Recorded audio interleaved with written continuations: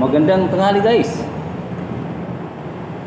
Ano ko lang guys sa mga nagko-comment sa akin sa pinost ko na videos na lahat ng building sa Pilipinas sa mga construction may solusyon na sa masonry.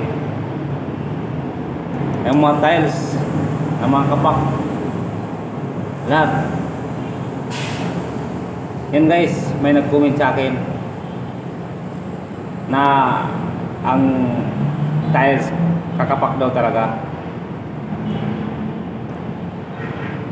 Yan, ang kapak ay guys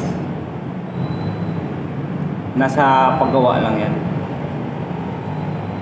Basta para sa akin may solusyon na. Totoo yan, may solusyon na lahat ng problema sa masonry. Yung nag-comment sa akin na hindi mangyayari yan, lahat kapak talaga. Totoo yan pare. Guys,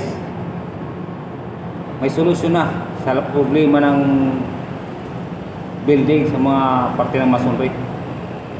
Lahat parte ng masonry may solusyon na, at saka nakatipid sa materialis. Malaking kabawasan na. Mayroong makabagong diskarte, mga bagong diskarte na magpabago sa proseso ng trabaho sa construction building. Nakatipid sa materialis, pambira na lang yung mga panslis, basta itama lang sa proseso. Kaya ang pinakamalaking problema nagsimula sa slab building, slab, kaya kailangan doon pa lang sa slab mabago na. Totoo yan guys, yan ay makabagong diskarte yan.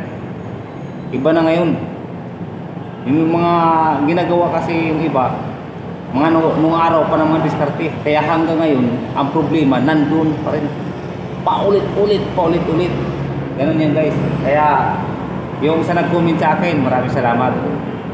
At hindi nyo pa naman na nakikita talaga kung ano ang totoong solusyon, pero mayroon na solusyon sa problema na lahat ng building. Maganda kung may-ari mismo ang